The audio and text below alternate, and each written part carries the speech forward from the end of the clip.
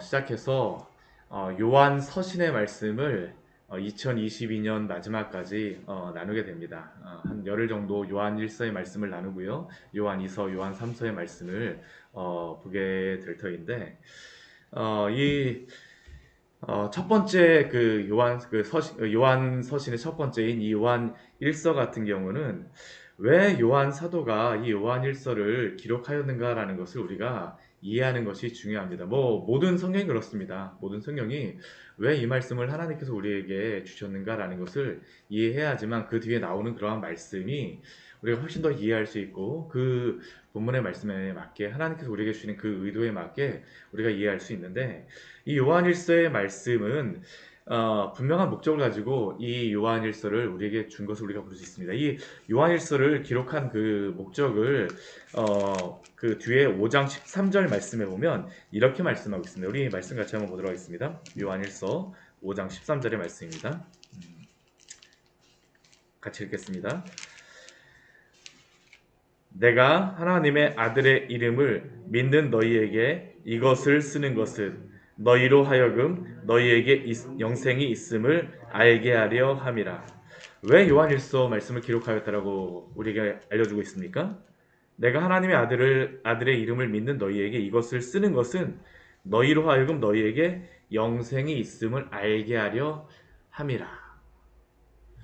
그러니까 이 요한일서를 기록하는 목적은 예수 그리스도를 믿은 성도들에게 그들에게 영생이 있다라는 것을 알려주기 위하여서 구원의 확신에 대한 그 목적을 가지고 이 요한일서를 기록하고 보냈다라는 겁니다. 구원의 확신. 근데 우리가 이 요한일서와 함께 우리가 또 알아야 될 게 뭐냐면 이 요한일서가 요한복음 다음에 쓰여졌다는 것을 우리가 알 수가 있어요. 왜냐하면 요한복음 같은 경우에도 요한복음을 기록하였던 그 목적을 우리에게 말씀하여 주셨었는데 우리 같이 한번 또 이것도 찾아보도록 하겠습니다. 요한복음 우리 20장 가장 마지막 절인 31절의 말씀입니다. 요한복음 20장 31절의 말씀입니다. 같이 한번 읽어보도록 하겠습니다. 요한복음 20장 31절 말씀입니다. 같이 읽겠습니다. 오직 이것을 기록함은 너희로 예수께서 하나님의 아들 그리스도이심을 믿게 하려 함이요 또 너희로 믿고 그 이름을 힘입어 생명을 얻게 하려 함이니라. 아멘. 우리 요한복음 말씀에도 왜 요한복음을 기록하였는지를 우리 요한복음 20장 31절 말씀에서 알려주고 있습니다. 이것을 기록한 목적은 너희로 예수께서 하나님의 아들 그리스도이심을 믿게 하기 위하여서 그리고 또한 예수 그리스도를 믿음으로 말미암아 그 이름을 힘입어서 생명을 얻게 하기 위하여서 요한복음을 기록했다는 겁니다. 그러니까 이 요한복음을 썼던 그 대상은 누구냐면 아직 예수님을 믿지 않았던 그러한 사람들, 불신자들에게 이 요한복음을 쓰므로 말미암아 예수님을 믿고 생명을 얻게 하는 것이 요한복음의 목적이라고 한다면 요한 1서의 목적은 조금 약간 다릅니다. 그 대상이 누구입니까? 이미 예수 그리스도를 믿은 성도에게 그들에게 영생이 있다는 것을 구원의 확신을 주기 위하여서 이 요한일서를 기록하였습니다. 그러니까 이 분명한 목적이 있죠. 왜 그들에게 이 구원의 확신이 필요할까요? 그것은 이 시대의 그러한 상황을 이해하는 것이 필요합니다.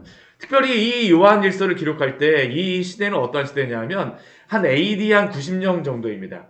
예수님이 돌아가시 십자가에 죽으시고 나서 한 60년 정도가 흘렀을 때입니다.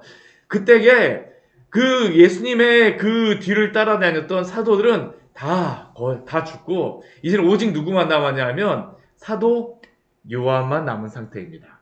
그리고 이 시대에는 시대적으로 보게 되면 로마가 기독교에 대하여서 압제하고 박해가 점점점 극심하였던 그러한 시대였습니다. 예수님을 믿기가 너무나도 힘들어요. 생명을 걸어야 되는 그러한 일입니다.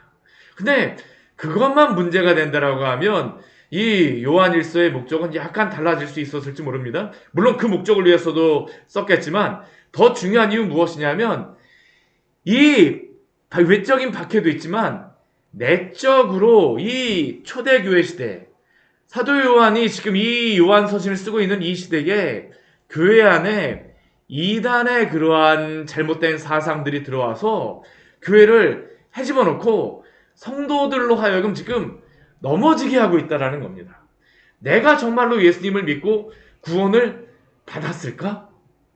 잘못된 그러한 교리가 그 초대교회 시대에 들어옴으로 말미암아 교회에 예수님을 믿고 다니던 그러한 성도들까지도 픽픽 넘어졌었기 때문에 사도 요한이 그들로 하여금 참된 믿음 안에 서 있게 하기 위해서 우리가 믿는 그러한 복음이 무엇인가? 우리가 믿고 있는 예수 그리스도가 누구신가? 하나님이 누구신가라는 것에 대하여서 분명히 알려주기 위하여서 썼던 서신이 바로 이 요한 1서의 말씀입니다. 그래서 이 요한 1서의 말씀에서는 굉장히 이 참된 복음이 무엇인가라는 것을 아주 명확하게 우리에게 드러내고 있습니다. 근데 이 말씀은 사실 오늘날에도 굉장히 중요합니다. 왜냐하면 오늘날에도 우리가 그 교회 안에서 우리 교회 안에서는 특별히 이러한 문제가 지금 있진 않지만 큰 교회가 아니라 할지라도 많은 교회들이 신천지 이단들이 들어와갖고 막 넘어뜨립니다. 그것뿐만 아니라 교회 안에서도 참된 복음의 진리가 무엇인가가 굉장히 옅어졌습니다. 우리가 도대체 믿고 있는 것이 무엇인가? 오늘날 그냥 우리가 믿는다라고 하면 그냥 믿으세요. 믿으면 되죠. 근데 정말 우리가 질문하게 되면 당신이 믿고 있는 복음이 무엇입니까? 라고 질문하게 되면 예수님 믿으라고 하지만 실제로 믿는 예수님이 누군지, 복음이 무엇인지, 하나님이 어떠한 분이신지 알지 못합니다. 그러니까 여러 가지 이단들의 그러한 사상들이 왔을 때에 분별을 해내지 못하고 교회가 오늘날 이 시대에 많은 그러한 혼탁함이 있는 이유가 바로 참된 복음에 대하여서 잘 알지 못하기 때문입니다. 그래서 이 요한일서 말씀 같은 경우는 오늘날에도 중요합니다. 이제 이 말씀을 나누게 되면 알겠지만 지금 오늘날에도 지금 이게 잘못된 사상이라는 게 영지주의가 들어와서 그런 건데 이 영지주의 사상이 초대교회 시대에만 있던 게 아니고요. 오늘날에도 있습니다. 오늘날에도 있어요. 한번 말씀을 통해서 이제 그것을 한번 저희가 보도록 하겠습니다.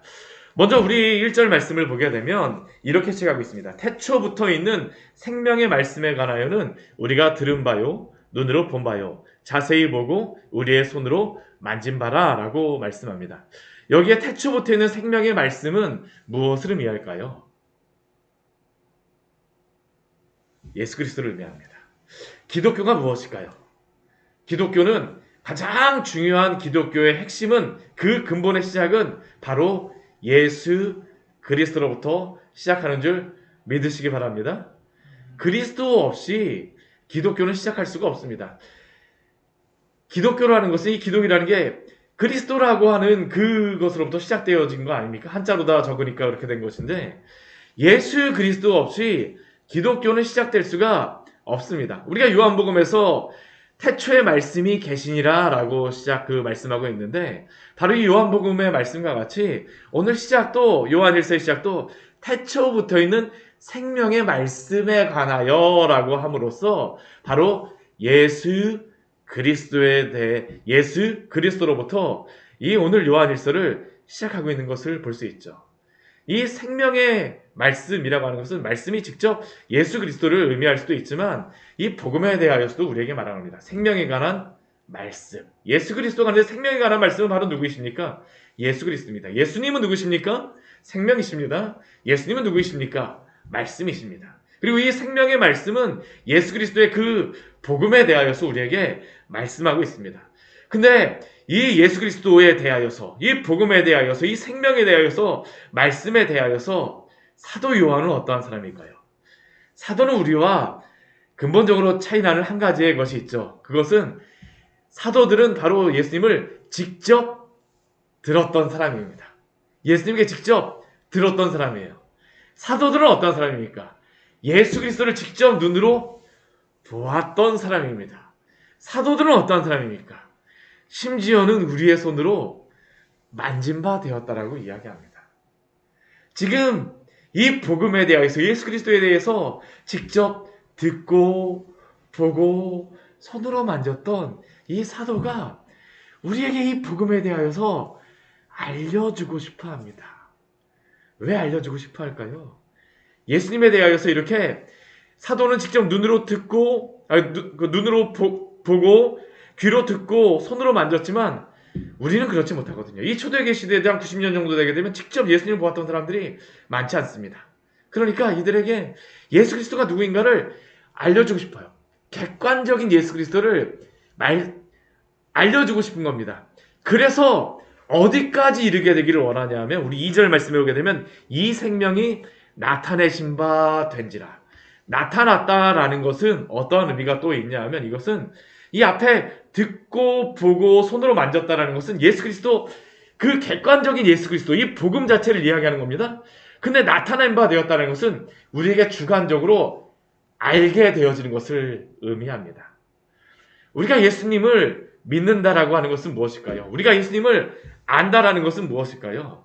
우리가 객관적으로 예수 그리스도의 그 복음에 대해서 지식으로 아는 것뿐만 아니라 이 말씀 위에서 성령께서 우리로 하여금 예수 그리스도를 믿게 만들어가는 것.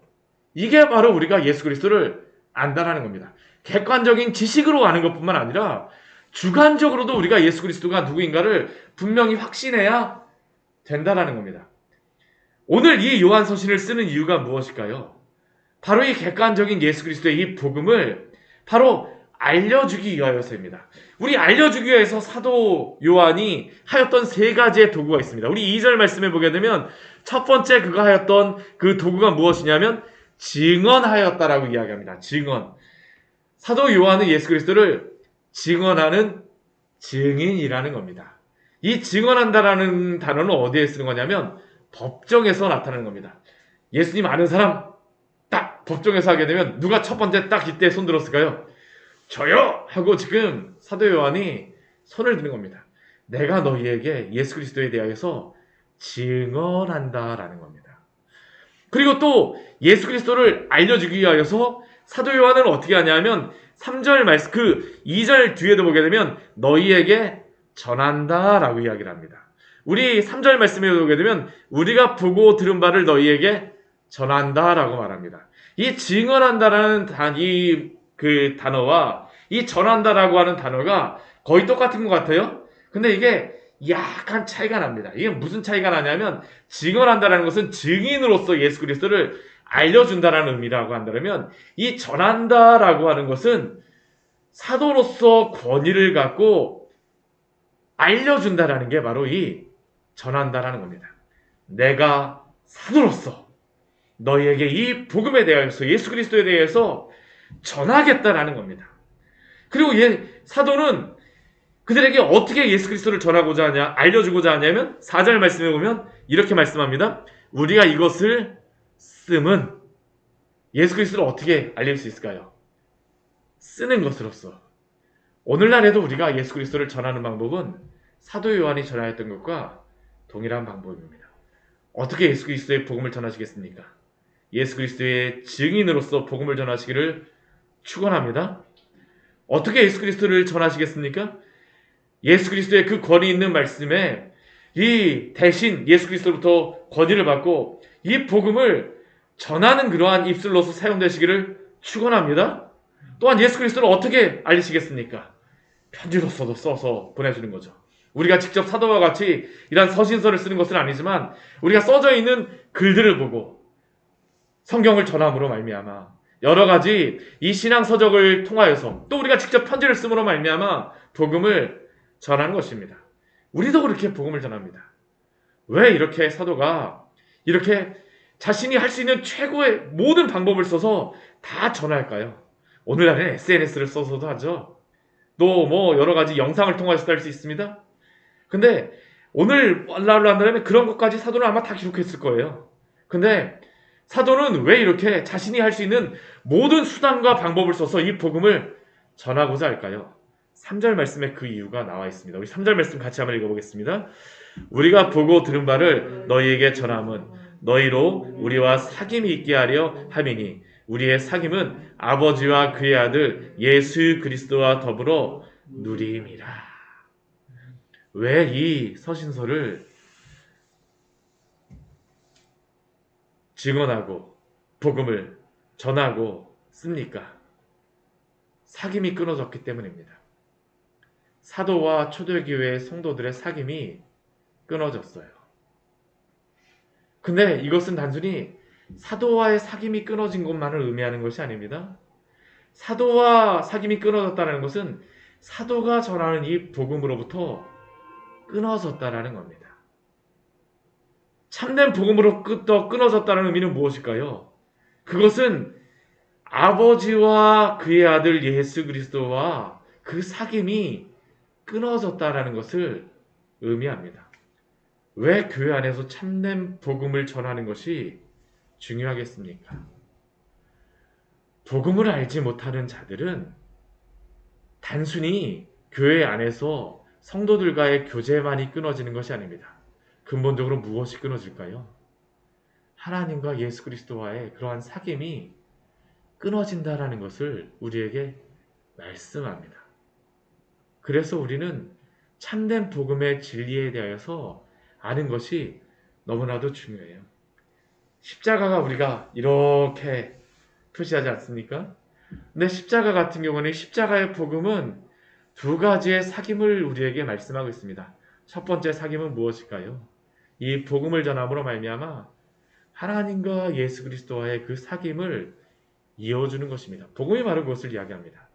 그리고 하나님과 예수 그리스도와의 그 사귐이 충만한 자들은, 사귐이 있는 자들은 또 무슨 사귐이 있게 되냐면 옆으로의 사귐, 성도들과의 사귐이 생기게 되어집니다. 원래 복음을 전함으로 말미암아 하나님과 예수 그리스도와의 사귐이 있던 자들이, 문제는 무엇이냐면 영지주의 이단이 들어옴으로 말미암아 교회 안에서의 성도들과의 사귐이 끊어지게 되었어요. 복음을 듣지 못합니다.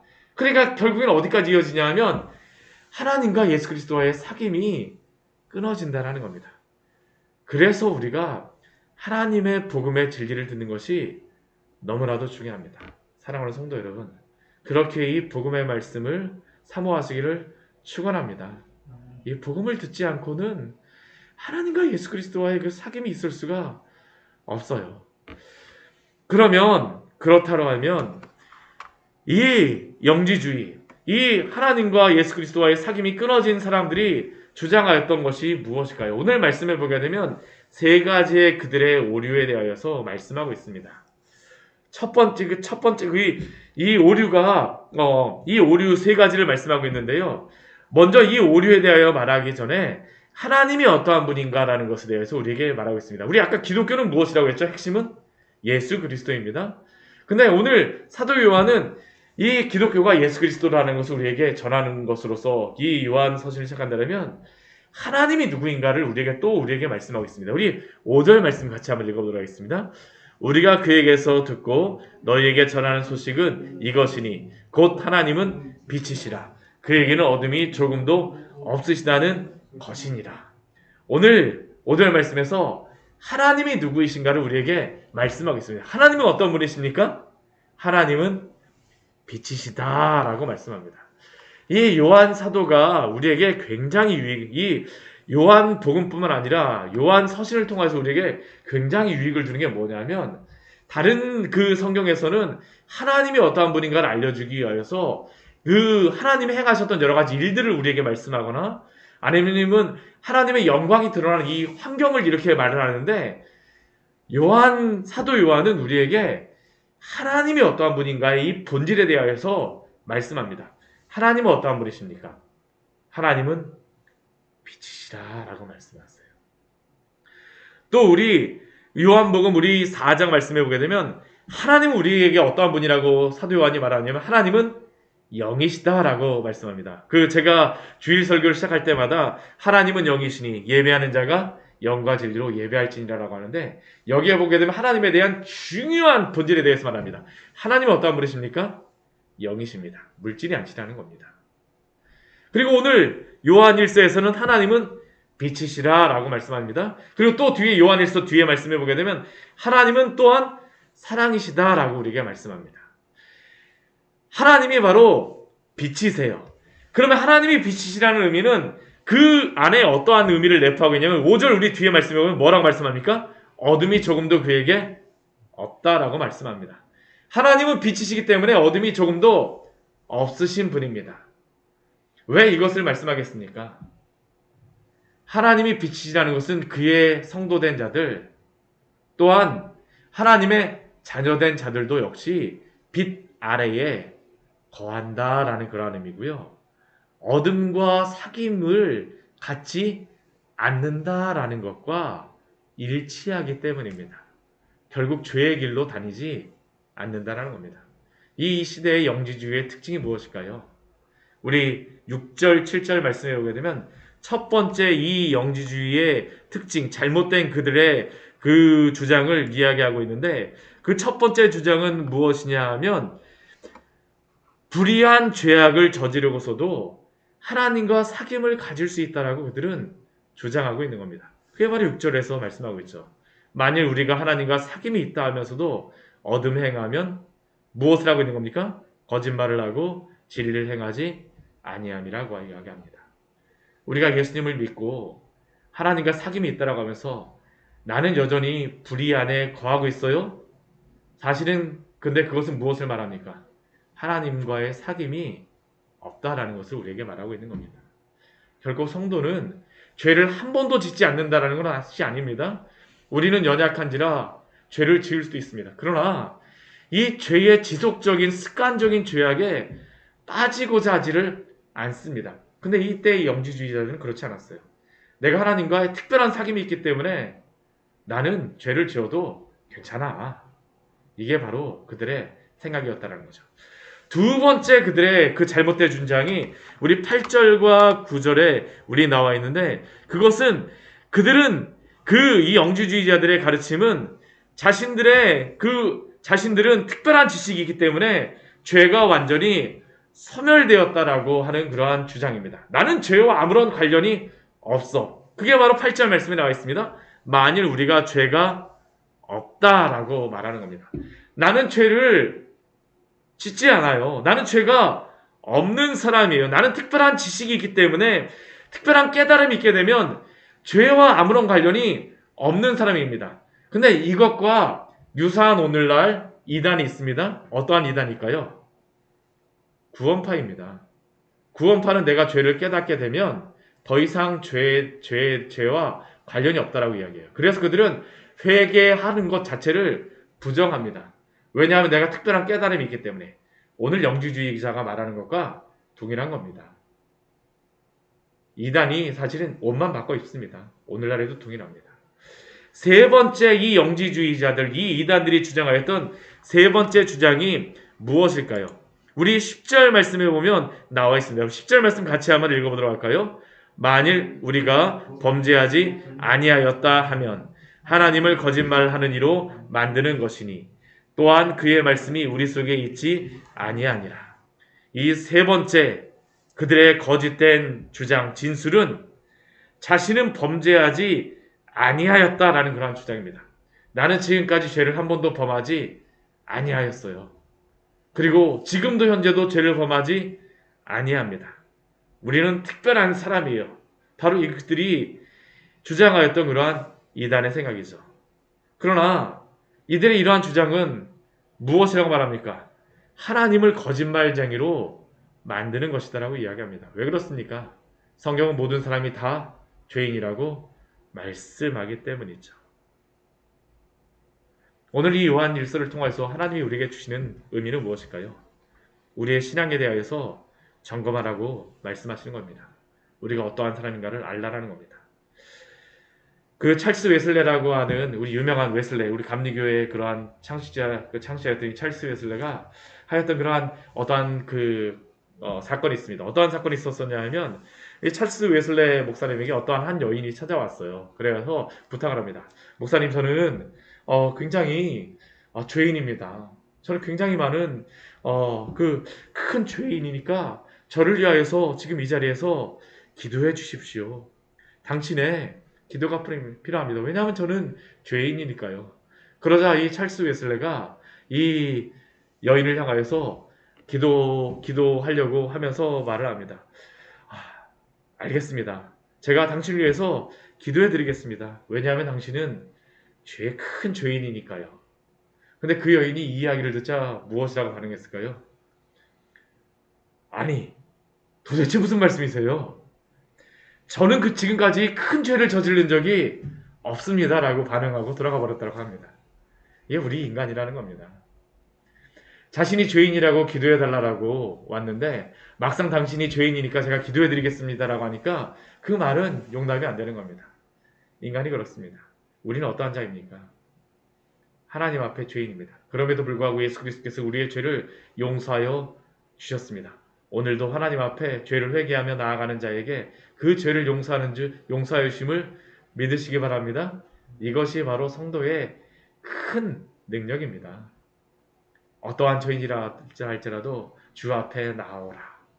그 안에서 그 모든 죄가 용서함 받는 줄 믿으십시오. 같이 기도하도록 하겠습니다. 하나님 아버지, 오늘 말씀을 통하여 우리에게